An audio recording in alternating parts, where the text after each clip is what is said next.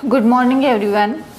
देखिए हमारा topic heterocyclic compound, जिसमें हमने पिरोल, फ्यूरेन और थायोफेन को हमने कवर किया है, जो कि 5 मेंबर्ड हेट्रोसाइक्लिक्स की कैटेगरी में आते हैं। ठीक है, अब उनमें हमने उनकी सारी रिएक्शंस हमने कवर कर ली है। जो रिएक्शंस कॉमन है वो आपको 10 बार पढ़ने की नीड नहीं है, स्मार्ट वर्क करते हुए आप स्टडी करेंगे। जो सिलेक्टिव पोर्शन है हर एक कंपाउंड का, उसको अच्छे से पढ़ेंगे। बाकी जो कॉमन है उसे बार बार पढ़ के कोई मतलब नहीं है। ठीक है, फिर जो हमारा टॉपिक था वो क्या था? पेरिडिन। पेरिडिन, ठीक है। पेरिडिन मैंने आपको इसकी जनरल प्रॉपर्टी डिस्कस की थी कि 6 मेंबर्ड हेट्रोसाइकिल्स होता है, जिसमें नाइट्रोजन जो होता है वो एक हेट्रोएटम होता है। ठीक है, तो पेरिडिन अगर आपको कोई पूछे तो आप क्या कहेंगे? 6 मेंबर्ड हेट्रोसाइक्लिक कंपाउंड है जिसमें नाइट्रोजन हेट्रोएटम प्रेजेंट होता है। ठीक है, फिर हमने क्या किया? इसका प्रिपरेशन पढ़ा, एरोमेटिसिटी इसकी चेक की, तो एरोमेटिक था, साइक्लिक था, 4n+2 को फॉलो कर रहा था, सारे एटम sp2 थे, सारी प्रॉपर्टीज जो कि अकॉर्डिंग हक्कल एरोमेटिक कंपाउंड में होनी चाहिए वो इसमें थी। तो ये कंपाउंड कैसा था? एरोमेटिक। ठीक है, चलो पेरिडिन की प्रॉपर्टीज हमने देख ली, इसका मेथड ऑफ प्रिपरेशन भी हमने देखा था। फिर मैंने 1-2 क्वेश्चन आपको बताए थे। ठीक है, तो एक क्वेश्चन तो ऐसे था कि जो एलिफेटिक 3 डिग्री एमीन होती है, ठीक है, अगर उनको हम पेरिडिन से कंपेयर करें तो बेसिसिटी किसकी ज़्यादा आती है? बेसिसिटी ज़्यादा आती है एलिफेटिक एमीन की। रीज़न क्या दिया था? परसेंटेज कैरेक्टर कि जो नाइट्रोजन पेरिडिन का होता है वह sp2 हाइब्रिड होता है, और जो एलिफेटिक एमीन होता है उनका नाइट्रोजन sp3 हाइब्रिड होता है। जस्ट लाइक दिस, ये एलिफेटिक एमीन है और ये पेरिडिन का नाइट्रोजन है। लोन पेयर दोनों के पास है, अवेलेबल भी है, तो दोनों ही बेसिक नेचर शो करते हैं, लेकिन बेसिसिटी ज़्यादा किसकी होती है? एलिफेटिक की। क्यों? क्योंकि इसका परसेंटेज ज़्यादा है, sp3 है और ये sp2 है, तो इसमें जो परसेंटेज आएंगे, ठीक है, उसकी तुलना में इसमें परसेंटेज कम आएंगे। तो परसेंटेज अगर कम है, लाइक यहाँ पे 33.33% आता है और sp3 में देखोगे 25% आता है, तो परसेंटेज अगर कम है तो वहाँ पर एटम की En भी कम होगी। अगर En कम है तो अपने इलेक्ट्रॉन आसानी से दे देगा, इसलिए हम कहते हैं कि जो बेसिसिटी है वो इसकी ज़्यादा होती है। किससे? पेरिडिन से, जबकि दोनों ही नाइट्रोजन 3 डिग्री होते हैं। ठीक है, फिर ऐसे ही हमने एक और चीज़ क्या डिस्कस की थी कि पेरिडिन पिरोल से अधिक क्षारीय होता है। तो ये तो सिंपल सी बात है, पिरोल का जो लोन पेयर है वो रेजोनेंस में भाग लेता है। देखा था ना हमने, अनादि संरचनाएं बनाई थी। तो अगर वो रेजोनेंस करेगा तो सीधी सी बात है, जब लोन पेयर अवेलेबल ही नहीं है तो वो डोनेट कैसे होगा? ठीक है, इसलिए जो पिरोल का नाइट्रोजन है वो बेसिक नेचर शो नहीं करता है, को वीक बेस होता है पेरिडिन से, और पेरिडिन का जो लोन पेयर है वो डिलोकलाइजेशन ही नहीं करता, तो आराम से अवेलेबल है। इसलिए इसकी जो बेसिसिटी है, जो क्षारीय प्रकृति है, वो पिरोल से अधिक होती है। समझ रहे हो? चलो अब देखो एक और क्वेश्चन क्या है कि मैंने ये कहा कि पेरिडिन का जो नाइट्रोजन है वो 3 डिग्री होता है। 3 डिग्री क्यों? क्योंकि नाइट्रोजन अमोनिया के H को एल्किल से जब रिप्लेस किया जाता है तो बनने वाले कंपाउंड एमीन्स कहलाते हैं। ठीक है, अगर तीनों H को रिप्लेस कर दिया तो वो 3 डिग्री एमीन। तो यहाँ पे एक भी H नहीं है ना, मतलब तीनों जो वैलेंसी है वो एल्किल से संतुष्ट हो रही है, इसलिए ये वाला जो नाइट्रोजन है वो 3 डिग्री है। ठीक है, अब मेरा जो क्वेश्चन है वो क्या है? सुनो, क्वेश्चन कुछ ऐसे हैं कि पेरिडिन में उपस्थित नाइट्रोजन, पेरिडिन में उपस्थित नाइट्रोजन एटम 3 डिग्री होता है, जबकि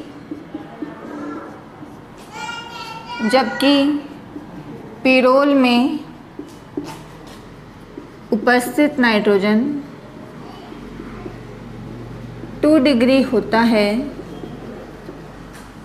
2 डिग्री होता है, समझाइए। आपको एग्जाम में ना इस टाइप के क्वेश्चन देखने को मिलते हैं। ठीक है, कि पेरिडिन का नाइट्रोजन 3 डिग्री होता है और पिरोल का नाइट्रोजन 2 डिग्री होता है, इसको हमें समझाना है। भाई हमें पता है होता है, लेकिन कोई ऐसा टेस्ट करके हम इसको बताएंगे जो रिएक्शन 2 डिग्री और 3 डिग्री एमीन के द्वारा दी जाए। ठीक है, चलो देखते हैं। सबसे पहले पिरिडिन, ये होता है पिरिडिन और ये होता है पिरोल। ओके, अब देखो मैं क्या बोलती हूँ कि अमोनिया की H को रिप्लेस करते जाओ। एक H को एक एल्किल से रिप्लेस करेंगे 1 डिग्री बनेगा, 2 H को रिप्लेस करेंगे 2 डिग्री बनेगा, तीनों को रिप्लेस कर देंगे 3 डिग्री। तो यहाँ नाइट्रोजन से एक H अभी भी जुड़ा हुआ है ना, मतलब इसके 2 H को एल्किल से रिप्लेस किया गया है, तो ये 2 डिग्री एमीन की तरह बिहेव करेगा। और यहाँ तीनों ही H को रिप्लेस कर दिया गया है, इसलिए 3 डिग्री एमीन की तरह बिहेव करेगा। ओके, अब देखो हमें करना क्या है, ध्यान से देखना। ठीक है, मुझे क्या करना है, मुझे एल्किल हैलाइड से रिएक्शन करवानी है। ठीक है, एल्किल हैलाइड से हम रिएक्शन करवाएंगे। एल्किल हैलाइड में इस पर तो आता है नेगेटिव और एल्किल पे आता है पॉजिटिव, तो इसका जो लोन पेयर है वो अटैक करेगा यहाँ से बाहर क्या हो जाएगा, X माइनस। ध्यान से देखो क्या बन रहा है, हमें ये चीज़ मिलेगी। इसने यहाँ टेक किया, ये R यहाँ गया, लोन पेयर देगा तो पॉजिटिव आएगा और ये X काउंटर आयन यहाँ पे इसके साथ रहेगा। ये जो X है वो इस काउंटर आयन की तरह यहाँ पे रहेगा, ये चीज़ बनेगी। अब आगे वापस वो रिएक्शन नहीं हो सकती यहाँ। ठीक है, चलो अब इसके करवाओ, एल्किल हैलाइड से रिएक्शन करवाएंगे, वही काम होने वाला है। देखो लोन पेयर रेजोनेंस करता है ना, इनमें कन्फ्यूज होने की ज़रूरत नहीं है, लेकिन अगर कभी ना कभी तो लोन पेयर यहाँ वापस आएगा ना, तो जब यहाँ आएगा तो किस तरह से रिएक्शन देगा वो हम देख रहे हैं। नाइट्रोजन से एक तो जुड़ा हुआ था R, एक जुड़ गया H था और एक जुड़ गया R, पॉजिटिव आएगा क्योंकि लोन पेयर दे रहा है, X नेगेटिव यहाँ पर प्रेजेंट है। अब देखो यहाँ ऐसा कोई ग्रुप नहीं था जिसे ये हटा के अपना पॉजिटिव न्यूट्रल कर सके, लेकिन यहाँ तो H है ना, तो यहाँ से H के इलेक्ट्रॉन लेगा, H और X मिलके HX बना लेंगे। समझ रहे हो? ठीक है, अब क्या होगा, देखो क्या बन गया, इस नाइट्रोजन से जुड़ गया एल्किल, ये इसका लोन पेयर फिर से मेंटेन है। अब दूसरा एल्किल हैलाइड आएगा, क्योंकि इसके पास फिर से लोन पेयर आ गया ना, तो ये फर्दर रिएक्शन दे सकता है। देखो क्या बन जाएगा, ये भी R, ये भी R। अब यहाँ कोई यहाँ कोई H नहीं है जिससे इलेक्ट्रॉन लेके अपना पॉजिटिव न्यूट्रल कर सके। यहाँ अब दोनों ही एल्किल है, तो ये वाला स्टेप यहाँ पर नहीं होगा, रिएक्शन यहीं तक होगी। समझ रहे हो? तो ध्यान से मेरी बात क्या सुनोगे, जब आपसे इस टाइप का क्वेश्चन पूछा जाएगा कि नाइट्रोजन जो पिरिडिन का होता है वो 3 डिग्री होता है और पिरोल का जो होता है वो 2 डिग्री होता है, समझाइए।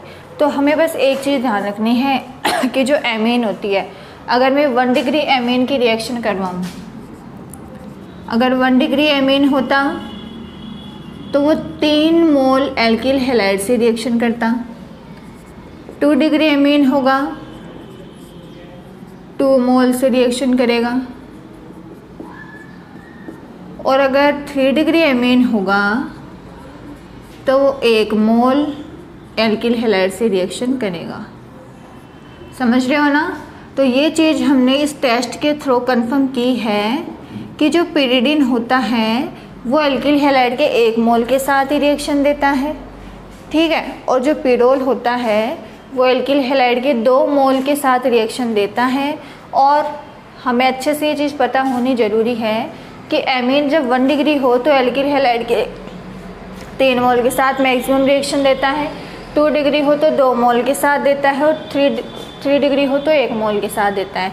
तो जब पिरिडिन की रिएक्शन एल्किल हैलाइड से करवाई गई, ठीक है, तो क्या देखा गया कि जो पिरिडिन है वो सिर्फ 1 मोल एल्किल हैलाइड से रिएक्शन करके क्वाटरनरी अमोनियम साल्ट बना लेता है। क्वाटरनरी यानी 4 वैलेंसी हो गई ना इसकी, क्वाटरनरी अमोनियम साल्ट, जिसे आप कहते हो चतुष्क अमोनियम लवण। ठीक है, तो हम बस यही बोलते हैं कि एमीन की जो लास्ट रिएक्शन होती है एल्किल हैलाइड से वो क्वाटरनरी अमोनियम साल्ट में उसका कन्वर्जन है।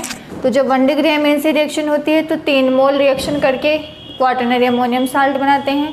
जब 2 डिग्री एमीन की होती है तो वो 2 मोल इसके साथ रिएक्शन करता है, और जब 3 डिग्री की होती है तो वो सिर्फ 1 मोल के साथ रिएक्शन करके क्वाटरनरी अमोनियम साल्ट बना देता है। समझ गए ना? इसलिए हम ये कहेंगे कि जो नाइट्रोजन है पिरिडिन का, उसकी नेचर तो है 3 डिग्री, क्योंकि वो 1 मोल के साथ रिएक्शन दे रहा है और क्वाटरनरी अमोनियम साल्ट बना रहा है। लेकिन जब पिरोल की रिएक्शन करवाई गई तो वो 2 मोल एल्किल हैलाइड से रिएक्शन करता है और फिर क्वाटरनरी अमोनियम साल्ट बनाता है। मतलब पिरोल का जो नाइट्रोजन है वो कैसा है? 2 डिग्री है। समझ गए ना? तो इस टाइप से थ्योरेटिकल क्वेश्चन आपको गिवन हो सकता है एग्जाम में। आप ये रिएक्शन बनाएंगे और फिर जो चीज़ आपको अभी समझ आई है वो सारी की सारी आपको थ्योरी में लिख देनी है।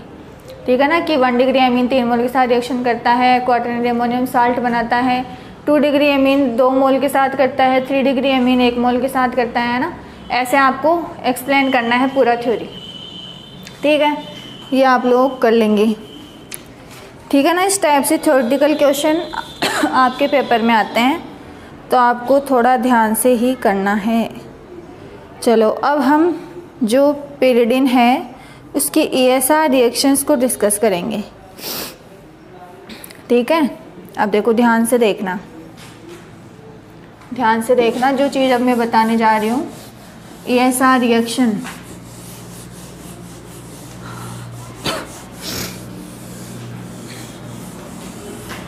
सबसे पहले तो एक चीज़ हमें कंफर्म करनी है, क्या? कि जो पिरिडिन होता है उसमें इस नाइट्रोजन का इफेक्ट लगता है -I, मतलब ये पाई इलेक्ट्रॉन यहाँ आते हैं। ठीक है, तो जो पिरिडिन होता है वो ESR रिएक्शन देने की उसकी टेंडेंसी कम होती है। वो जनरली NSR रिएक्शन देता है, न्यूक्लियोफिलिक सब्स्टिट्यूशन रिएक्शन आसानी से देता है।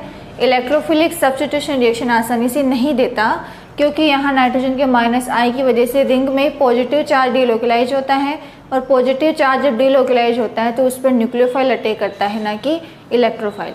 समझ गए ना? तो पिरिडिन जनरली क्या देता है?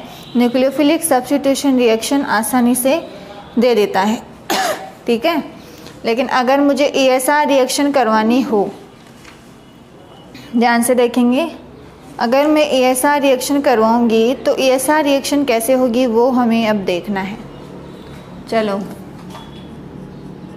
ESR रिएक्शन भी देता तो है, लेकिन मुख्य जो रिएक्शन है उसकी न्यूक्लियोफिलिक सब्स्टिट्यूशन है, नाभिक्स नहीं प्रतिस्थापन है, इलेक्ट्रॉन्स नहीं प्रतिस्थापन, उसकी मुख्य अभिक्रिया नहीं है।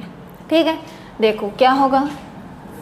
सबसे पहले मैं ESR रिएक्शन करवाऊंगी पोजीशन 2 पे। ठीक है, 1 2 3 और 4, 2 3 और 4 तीनों पे करवा के देखूंगी कौन सी पे ज़्यादा डोमिनेंसी आती है, उस पर हम फिर ESR रिएक्शन प्रोसीड करेंगे। ठीक है, चलो करवा के देखते हैं। सबसे पहले पोजीशन 2,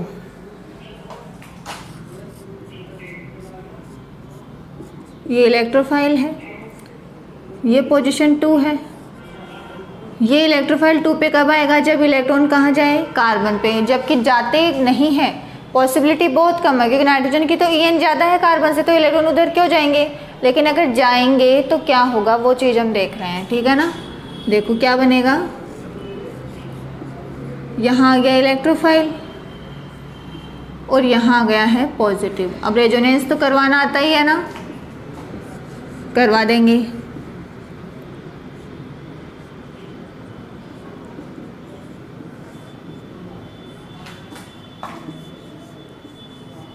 इसी तरह से होगा, देखो ये रेजोनेंस होगा। समझ रहे हो ना? इस तरह से रेजोनेंस करवा देंगे।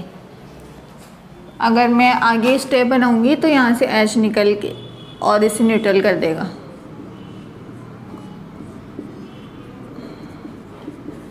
ये अनादि संरचना है यहाँ। ठीक है, पोजीशन 3। अब जो इलेक्ट्रोफाइल लाऊंगी वो मैं पोजीशन 3 पे लाऊंगी। पोजीशन 3 ये वाली है, यहाँ आएगा, मतलब इलेक्ट्रॉन 3 पे आने चाहिए। ठीक है, देखो क्या होगा,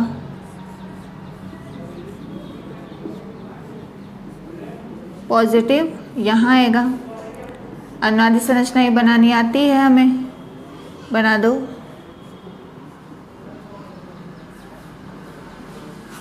देखो इस तरह से ही बनाएंगे क्या? ठीक है, अब ये पॉजिटिव इधर आएगा,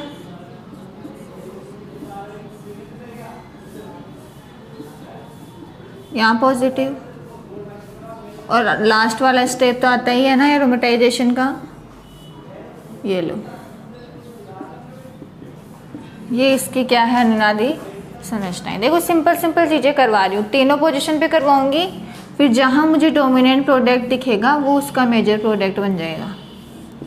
अब 4 पे करवा दो।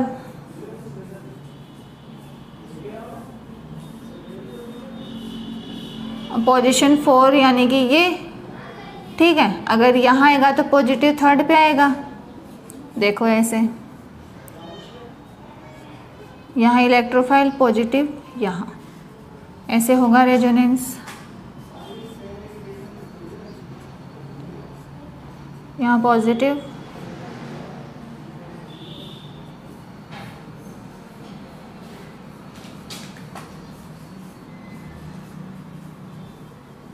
यहाँ पॉजिटिव। अब ये H निकल के एरोमेटाइजेशन कर देगा यहाँ।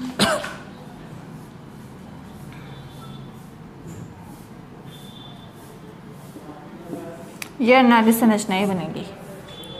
देखो हमें पता करना है कि कौन सी पोजीशन पे ESR रिएक्शन आसानी से होगी, ठीक है। अब ध्यान से इनको देखो, कौन सी पोजीशन पे अनुनादी संरचनाओं की स्टेबिलिटी कम है, कौन सी में ज़्यादा है।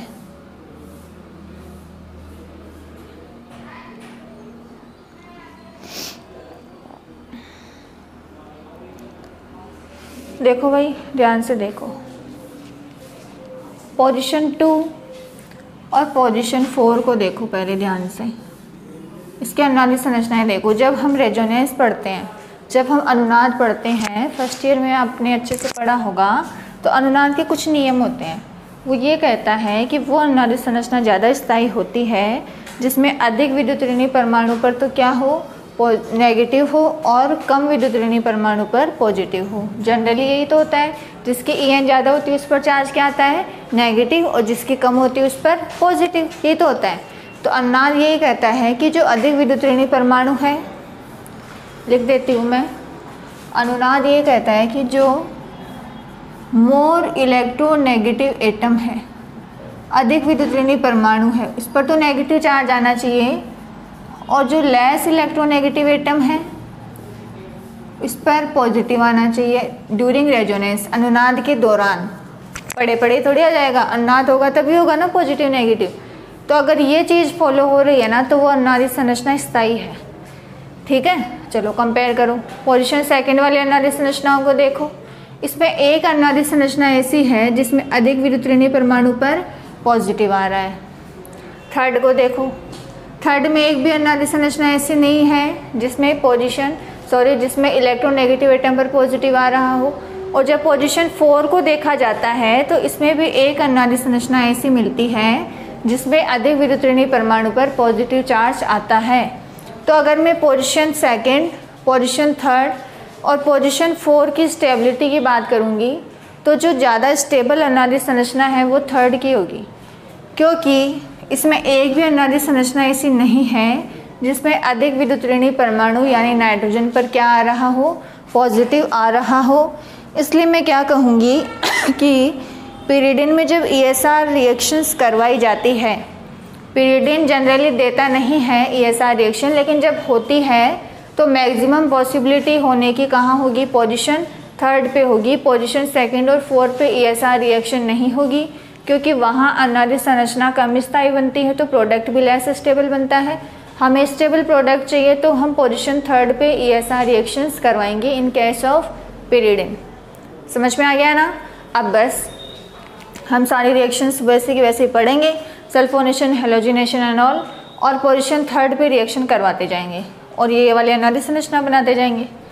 समझ गए ना? जैसे हमने पिरोल, फ्यूरेन, थायोफिन में किया था, सेम काम हमें यहाँ करना है।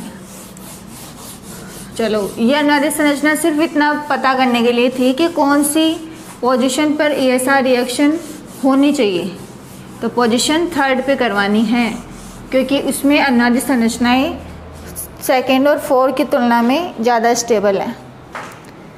समझ गए ना? चलो अब बस रिएक्शंस बनाते जाओ। सबसे पहले सल्फोनेशन ले रहे हैं। सल्फोनेशन का आपको अच्छे से पता है, चाहे आप एक्सिस में H2SO4 ले लो या ओलियम ले लो। ओलियम लेते हैं आज, ठीक है। चलो आपको दिया गया है पिरिडिन और ओलियम, और आपको प्रोडक्ट पूछा गया है। हमें तो अच्छे से पता है ना कि ओलियम सल्फोनेशन करता है, और पिरिडिन का हमने अभी अभी देखा है कि पोजीशन थर्ड पे ESR रिएक्शन होती है। तो मैं क्या कहूँगी कि इस पोजीशन थर्ड पे मुझे SO3H मिलने वाला है जब मैं रिएक्शन करवाऊँगी।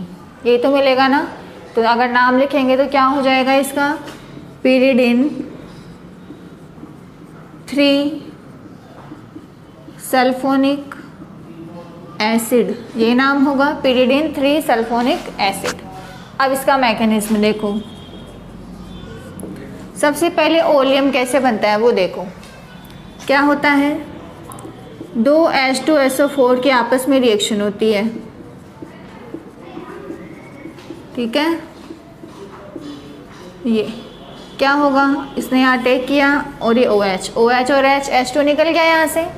देखो बाहर क्या हो गया है? H2। आपके पास ये स्ट्रक्चर आएगी। फॉर्मूला क्या बना? H2S2O7, ये बना ना। इसी को हम क्या कहते हैं? ओलियम।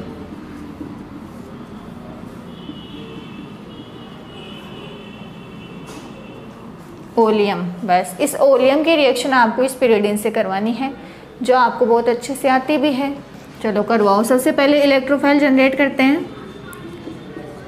देखो अगर ओलियम ले रहे हैं मीन्स ये सल्फ्यूरिक एसिड से बना है तो मीडियम एसिडिक है। समझ रहे हो?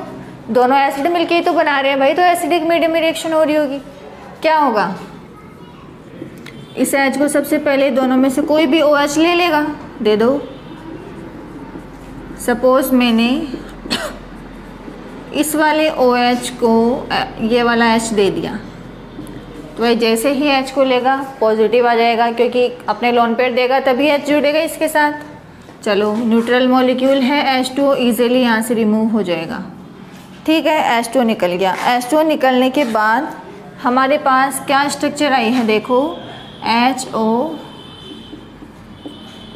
SO और ये पॉजिटिव। H2O निकल गया तो इलेक्ट्रॉन लेके निकला है तो पॉजिटिव, ठीक है। अब ये वाला ऑक्सीजन रेजोनेंस कर सकता है यहाँ। चलो करवाओ। HO, अब ये तो न्यूट्रल हो गया, लेकिन ऑक्सीजन पे चार्ज क्या आ गया है? पॉजिटिव। अब ये आराम से SO3 निकल सकता है यहाँ से, न्यूट्रल मॉलिक्यूल निकाल दो। SO3 निकल गया, लेकिन हमें क्या मिला? हमें इस सल्फर पे क्या मिल गया? पॉजिटिव। अब इस पॉजिटिव को ये ऑक्सीजन अपने इलेक्ट्रॉन दे सकता है, तो देगा। देखो यहाँ पॉजिटिव, यहाँ से लेगा इलेक्ट्रॉन, H+ भगाएगा और आपको मिल जाएगा SO3। और SO3 ही सल्फोनेशन में क्या होता है? इलेक्ट्रोफाइल होता है। SO3 होता है ना इलेक्ट्रोफाइल सल्फोनेशन रिएक्शन में, ठीक है। चलो अब इससे SO3 की रिएक्शन में पिरिडिन से करवाऊंगी, देखना ध्यान से।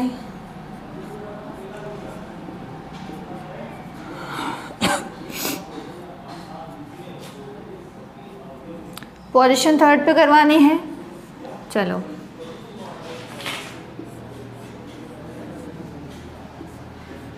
ये पोजीशन थर्ड, यह आ गया यहाँ और यहाँ आ गया पॉजिटिव। अब अनादि संरचनाओं को फॉलो करो, बनाओ अनादि संरचनाएं। बहुत इंटरेस्टिंग यूनिट। अगर आपको एक चीज़ समझ में आ गई तो आप कितनी चीज़ें कवर कर लोगे एक साथ। बस एक बार थोड़ा सा ध्यान से स्टार्टिंग में पढ़ लोगे ना, फिर कोई दिक्कत नहीं आएगी। देखो अगर अनादि संरचनाएं आ गई आपको पिरिडिन की, तो आप कोई भी ये सारे रिएक्शन करवा लेंगे। ये बनेगी अनादि संरचनाएं, ठीक है, फिर नेक्स्ट स्टेप में क्या होगा, चाहे आप नीचे अलग से बना लो या फिर यहीं कर लो। यहाँ से ये H बाहर निकलेगा और ये O माइनस उस H को ले लेगा। तो मैंने एक बार लिखा है माइनस H प्लस, यानी H प्लस निकलेगा और फिर H प्लस जुड़ेगा यानी प्लस H प्लस। ठीक है, एक ही स्टेप में दोनों काम कर देते हैं। हमें ये प्रोडक्ट मिल जाएगा क्या, SO3H। बस ये मिल गया हमें pyridine 3 सल्फोनिक एसिड। देखो भाई ध्यान से देखो, रिएक्शन बहुत इम्पोर्टेंट है pyridine की रिएक्शंस, क्योंकि ये NSR रिएक्शन इजीली देता है, इसलिए ESR में थोड़ा सा डिफरेंट है कि एक फिक्स पोजीशन पे ही रिएक्शन करवानी है।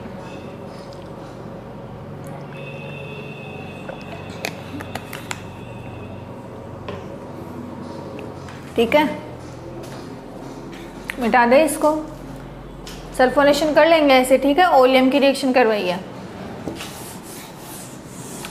ऐसे ही आपको नाइट्रेशन, हेलोजिनेशन सारी रिएक्शंस करवानी है pyridine में पोजीशन 3rd पे। ठीक है,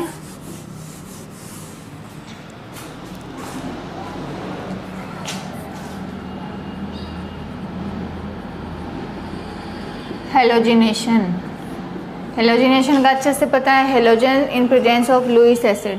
लुईस एसिड अगर नहीं लेंगे तो होमोलाइटिक क्लीवेज हो जाएगा, हाइड्रोलाइटिक क्लीवेज के बिना इलेक्ट्रोफाइल बन ही नहीं सकता। ठीक है, तो लुईस एसिड क्या करता है, हमें इलेक्ट्रोफाइल प्रोवाइड करवाता है, इसलिए जो हेलोजिनेशन रिएक्शन है वो लुईस एसिड के प्रेजेंस में होती है। हेलोजन मैंने Cl2 ले लिया है, आप कोई भी हेलोजन ले सकते हो। ठीक है, हमें अच्छे से पता है पोजीशन 3rd पे इलेक्ट्रोफाइल जुड़ता है, ये लो 3-क्लोरोपिरिडिन, ये बनेगा 3-क्लोरोपिरिडिन। ये हमें प्रोडक्ट मिलने वाला है। कैसे मिलता है आपको बहुत ही अच्छे से पता है, देख लो मैकेनिज्म। ये दोनों Cl है, हमें अच्छे से क्या पता है कि जो AlCl3 वो एक लुईस एसिड है, क्योंकि इसका ऑक्टेट पूरा नहीं है, इसलिए ये इलेक्ट्रॉन पेयर एक्सेप्टर है। इलेक्ट्रॉन पेयर जब ये एक्सेप्ट करता है तो एल्यूमिनियम पे चार्ज नेगेटिव आता है, जो देता है उसमें पॉजिटिव आता है। सारी चीज़ें हमारी पड़ी हुई है क्योंकि हम 3 हेटेरोसाइकिल कंपाउंड कवर कर चुके हैं। ओके, चलो ये लुईस एसिड है तो इलेक्ट्रॉन लेगा और Cl के पास इलेक्ट्रॉन है तो ये दे देगा। अब लेते ही अमीर हो गया और ये देते ही गरीब हो गया, नेगेटिव पॉजिटिव। ओके, अब ये पॉजिटिव खुद को न्यूट्रल करेगा, यहाँ से इलेक्ट्रॉन ले लेगा और इस Cl पे चार्ज क्या आ जाएगा, पॉजिटिव। और एल्यूमिनियम तो अभी भी अमीर ही है, अभी भी नेगेटिव इस पर मेंटेन है क्योंकि अभी भी 4 बॉन्ड बना रखा है। बस बन गया हमारा electrophile chloronium ion. Chloronium ion, कोई पूछे हेलोजिनेशन में इलेक्ट्रोफाइल कौन होता है, क्लोरोनियम आयन। हेलोनियम आयन आप बोलेंगे, डिपेंड करता है हेलोजन क्या है, अगर Br2 है तो ब्रोमोनियम, आयोडोनियम। ठीक है, ऐसे आप बता देंगे। चलो अब बस इसकी रिएक्शन करवानी है, करवा दो।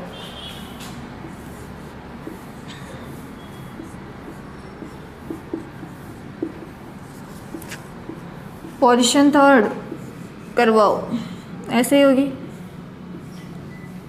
यहाँ चार्ज क्या आएगा भाई, पॉजिटिव। ठीक है, रेजोनेंस करवाओ, अनादि संरचना ही बनानी है।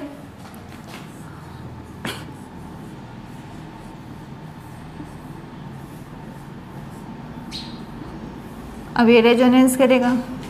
देखो अनादि संरचनाओं की जितनी ज़्यादा प्रैक्टिस करोगे ना उतनी ज़्यादा आपके माइंड में छपेगी, क्योंकि देखने से तो सब आ जाएगा, क्योंकि कुछ टफ नहीं है आपका सिलेबस में, लेकिन जब तक खुद नहीं बनाओगे, प्रैक्टिस जब तक नहीं करोगे तब तक आपको कॉन्फिडेंस नहीं आएगा। ठीक है ना, तो आप बना बना के देखेंगे। अनादि संरचनाएं जितनी भी रिएक्शन आती है, जितनी बार आती है उतनी बार बनाओ, कोई दिक्कत नहीं है। बस स्टार्टिंग में थोड़ा सा टाइम, थोड़ी सी मेहनत लगेगी, लेकिन एग्ज़ाम के लिए तो कितना बेनिफिशियल रहेगा ना, बार बार आपको रटने की ज़रूरत नहीं पड़ेगी, चीज़ें आपको ऑन टिप्स याद हो जाएगी।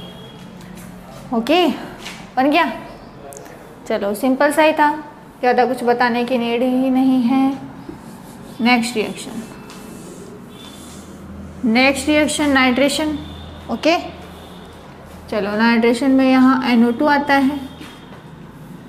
रिएजेंट आपको पता है, concentrate HNO3 plus concentrate H2SO4। Reaction का नाम है नाइट्रेशन।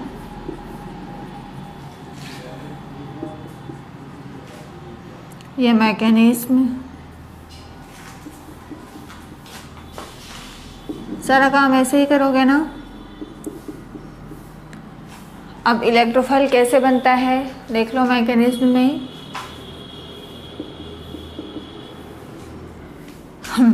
HNO3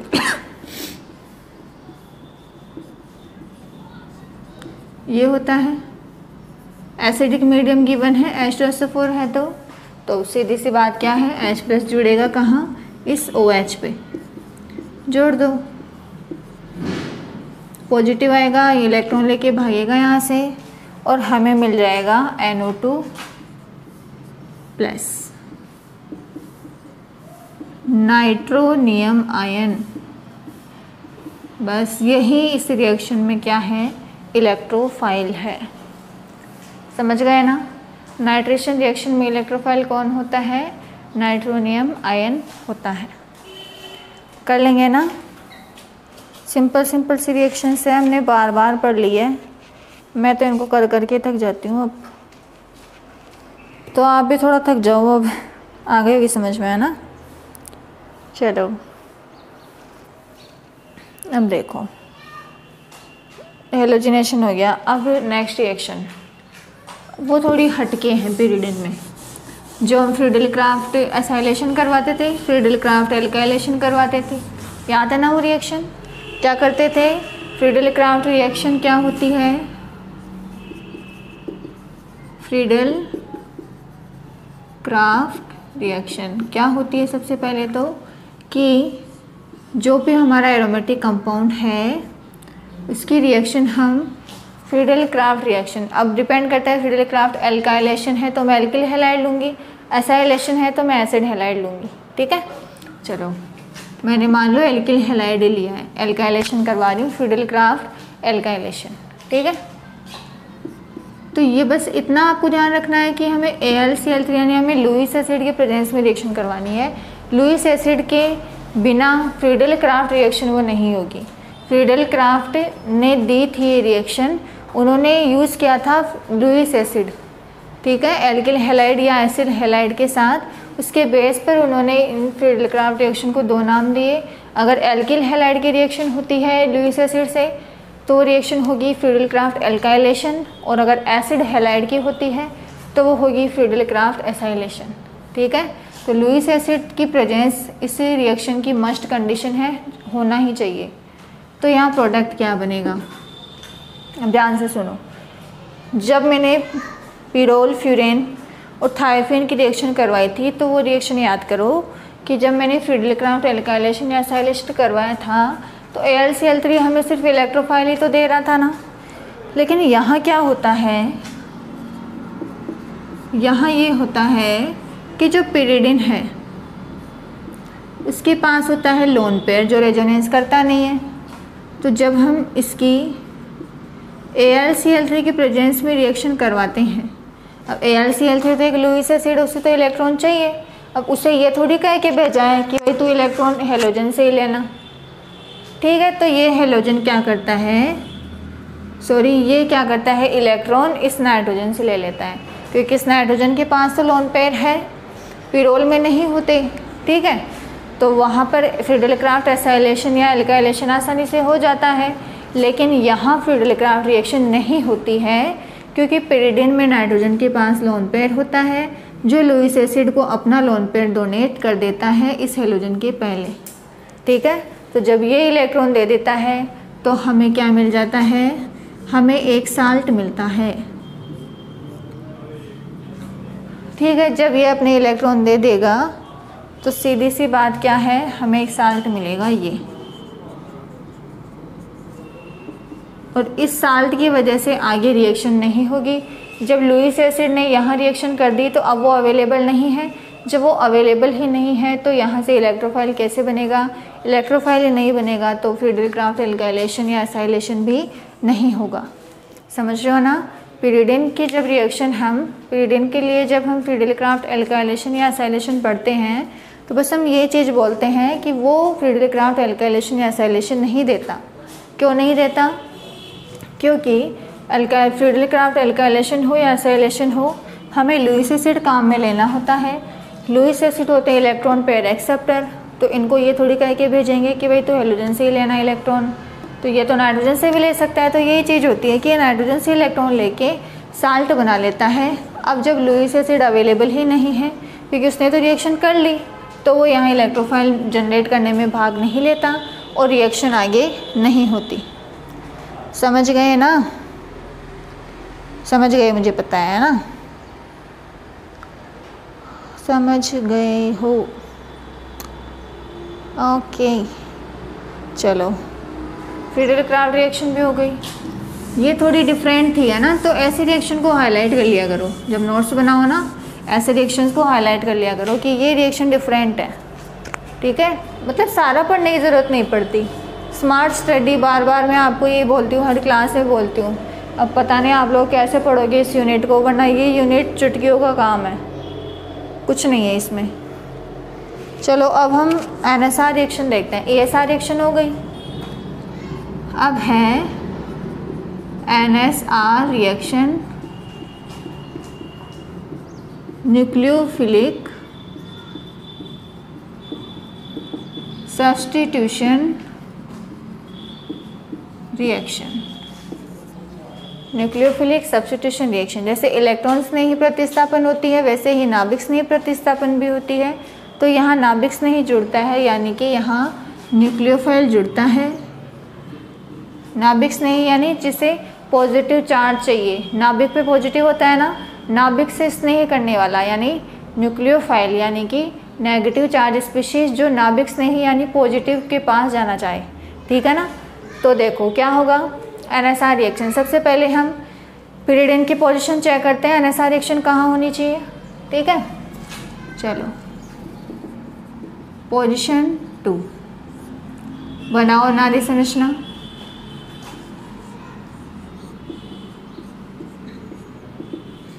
अब देखो ये रिएक्शन यहाँ आसानी से होती है क्योंकि यहाँ से ही जब इलेक्ट्रॉन ले लेता है तो pyridine पे चार्ज क्या आता है भाई, pyridine पे चार्ज आता है पॉजिटिव, और पॉजिटिव पे न्यूक्लियोफाइल अटैक करता है तो कर देगा। यहाँ देखो क्या बना, नाइट्रोजन पे नेगेटिव, यहाँ आपका न्यूक्लियोफाइल, और ये अब अनादि संरचनाएं तो बनानी आती है ना। ठीक है, ये बताने की नीड नहीं है, कर लेंगे आप। देखो कैसे होगी रिएक्शन, ये यहाँ रेजोनेंस करेगा, ये न्यूक्लियोफाइल, ये नेगेटिव आ जाएगा यहाँ। आगे नॉट पॉसिबल है, बिल्कुल है, क्योंकि नेगेटिव और डबल बॉन्ड कॉन्जुगेशन में है। इस तरह से आगे स्टेप होगा, क्या बनेगा देखो,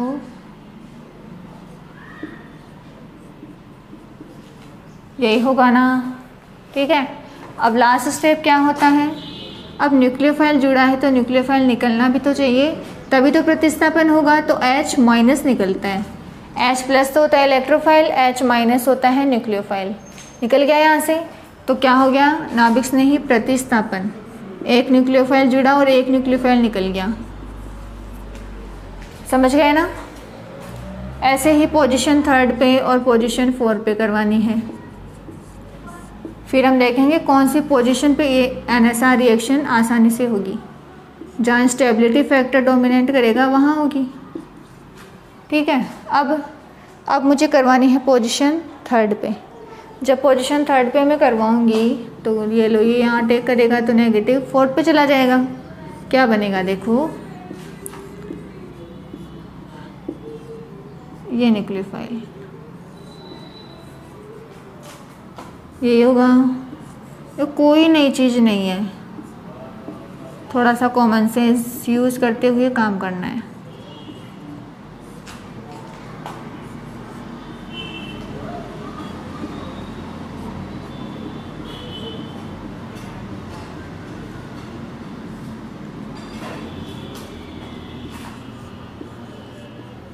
ये बन गया लो, पोजीशन 3 पे भी हो गया। ओके, अब पोजीशन 4,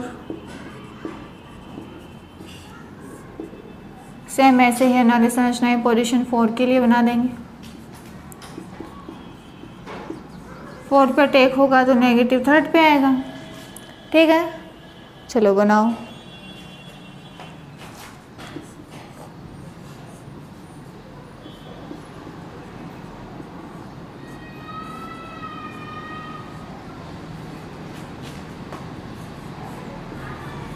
कोई नई चीज़ नहीं लग रही होगी ना, सामने भी नहीं हो, वरना फेस रीडिंग से आइडिया हो जाता है नई चीज़ लग रही है या पुरानी लग रही है।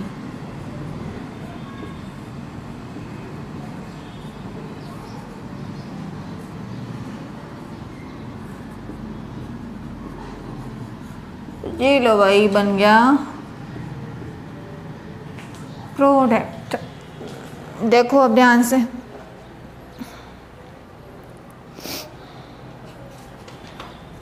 देखो अच्छे से।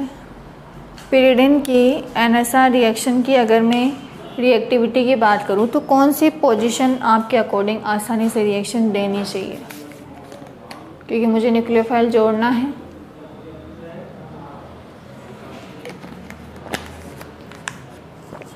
पोजीशन 2 और 4 को देखो,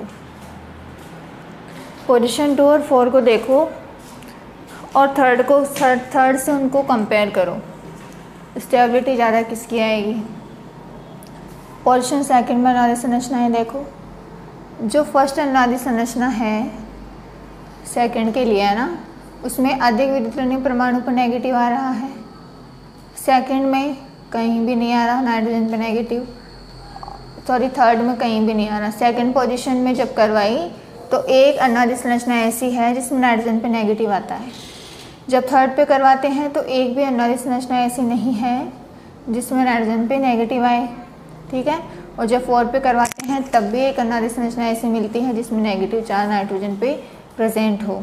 तो हम क्या कहेंगे कि वो अनुनादी संरचना ज़्यादा स्थायी होती है जिसमें अधिक विद्युत परमाणु पर क्या हो, नेगेटिव हो। समझ रहे हो? इसलिए जब पोजीशन 2 और पोजीशन 4 पे एनएसआर रिएक्शन यहाँ आसानी से होती है और पोजीशन 3 पे यहाँ एनएसआर रिएक्शन नहीं होती है, क्योंकि ये इन दोनों से लेस स्टेबल है, क्योंकि यहाँ नाइट्रोजन पर जो कि अधिक विद्युत परमाणु है उस पर नेगेटिव चार्ज नहीं आ रहा। इसलिए पोजीशन 2 और पोजीशन 4 इन दोनों पोजीशन पे एनएसआर रिएक्शन होगी पिरिडिन के लिए।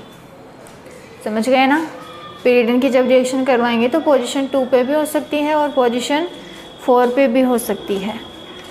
तो अब हम रिएक्शन करवाते हैं, ठीक है। चलो, सबसे पहले है चीची-वेबिन रिएक्शन। चीची-वेबिन रिएक्शन, चलो जी। चीची-वेबिन रिएक्शन क्या होती है? सबसे पहले पोजीशन 2 और 4 पे करवानी है, तो समझ में आ गया ना। अब बस या तो पोजीशन 2 पे करवा दो या 4 पे करवा दो, कोई दिक्कत नहीं होगी।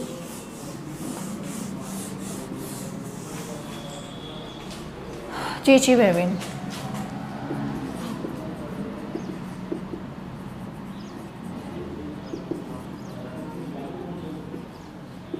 चीची-वेबिन रिएक्शन, अजीब सा नाम है ना, लेकिन इम्पोर्टेंट रिएक्शन होती है ये बहुत।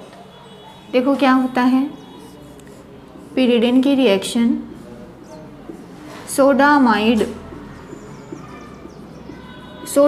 कहा जाता है। सोडियम, ये NaNH2, ये है सोडामाइड, ठीक है। NaNH2 की प्रेजेंस में जब करवाई जाती है तो आपको मिलता है 2-एमिनो पिरिडिन। ये होती है चीची-वेबिन रिएक्शन। अगर आप दूसरे मोल की रिएक्शन करवाओगे तो वो यहाँ करेगा। मतलब चीची-वेबिन रिएक्शन क्या होती है, ये जो पिरिडिन होता है उसके सेकंड पोजीशन पर ही कंप्लीट होती है, पोजीशन नंबर 2 पर ही संपन्न होती है, 3-4 पे नहीं होती है, ठीक है। तो चीची-वेबिन रिएक्शन की जब बात की जाती है तो ये जनरली पोजीशन 2 पे होती है। समझ गए? चलो मैकेनिज्म देखो। मैकेनिज्म क्या कहती है कि NSR रिएक्शन वो होती है जिसमें न्यूक्लियोफाइल अटैक करता है। ऐसे ही होगा ना। पोजीशन 2 पे करवा सकती हूँ, अभी मैंने बनाई थी ना संरचनाएं। अब अनाली संरचनाएं तो बनानी आती है ना, ठीक है, बना लो। ऐसे कुछ बन जाएगी।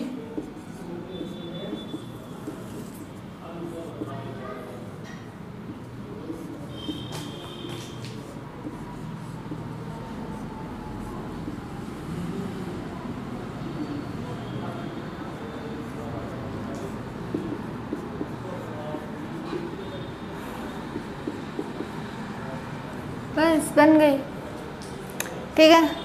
ऐसे ही अगर मैं दूसरा सोडामाइड लूँ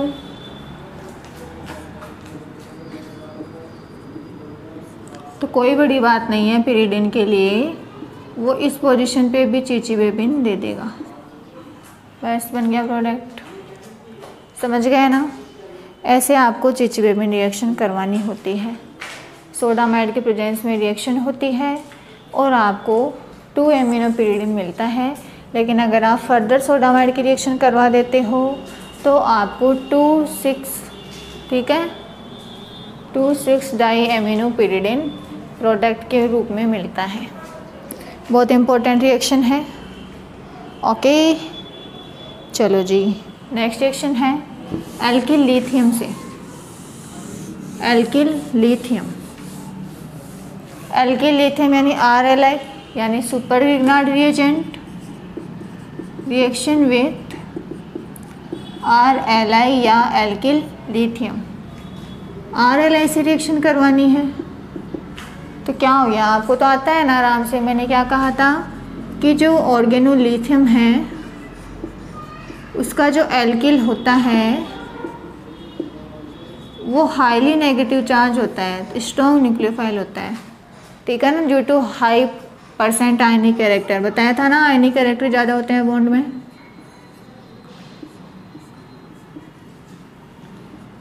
ये काउंटर आयन चाहे बनाते जाओ हर जगह, कोई दिक्कत नहीं है।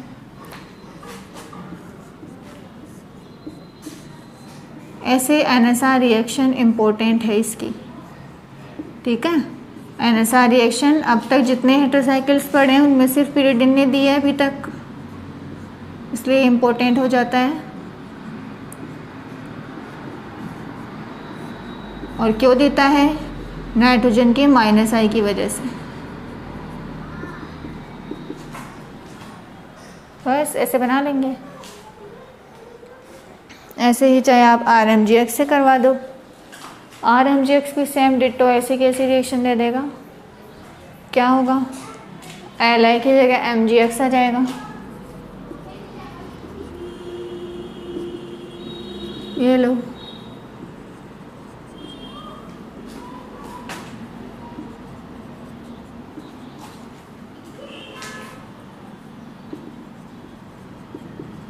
बस ये हो जाएगी ग्रिग्नार्ड रिएजेंट से अभिक्रिया। दोनों एक जैसी है ना, दोनों में कोई चेंज नहीं है। तो आप पोजीशन 2 पे भी करवा सकते हो, पोजीशन 4 पे भी करवा सकते हो। जैसे मैं इसकी पोजीशन 4 पे करवाऊँ तो कैसे होगी, पोजीशन 2 पे तो आई गई ना करनी, 4 पे करनी हो, ऐसे ही तो होती है।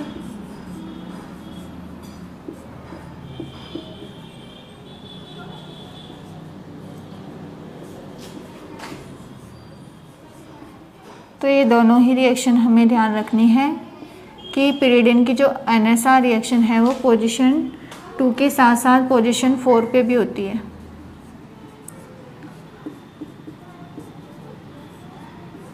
ऐसे कर लेंगे ना, H और उसके साथ ही X निकल गया, सॉरी X नहीं यार, RMGX ही करवा रही थी ना, RMGX ही करवा रहे थे तो MgXH निकल जाएगा। ऐसे कर लेंगे है ना, बनाते बनाते ऐसे लगने लग जाता है कि कितनी इजी है और बार बार एक ही एक चीज़ है ना। ऐसे कर लेंगे आप, अब कोई दिक्कत आपको नहीं आएगी, ठीक है। ऐसे कुछ रिएक्शंस और पढ़ेंगे, 1-2 रिएक्शन, फिर इनका pyridine का रिडक्शन, pyridine का ऑक्सीडेशन, फिर ऐसे करके pyridine भी कंप्लीट हो जाएगा, फिर क्विनोलिन, आइसोक्विनोलिन, इंडोल और आपका यूनिट कंप्लीट। ठीक है, ज़्यादा बड़ा यूनिट अब नहीं बचा है, सिंपल हमने कंपाउंड कवर कर लिए हैं। अगर आपको ये अच्छे से आते हैं तो आपको आगे भी कोई दिक्कत नहीं आने वाली है। आपको सिर्फ इनकी अनादि संरचनाएँ बनानी आनी चाहिए, जिसके लिए आपको प्रैक्टिस करना है। ठीक है, तो आज का लेक्चर मैं यहीं तक रखती हूँ, बाकी काम कल वाले लेक्चर में पढ़ेंगे इसके आगे का, pyridine का रिडक्शन, ऑक्सीडेशन। ओके, तब तक आप अच्छे से सारा कुछ पढ़ लेना। ठीक है, कल आता है।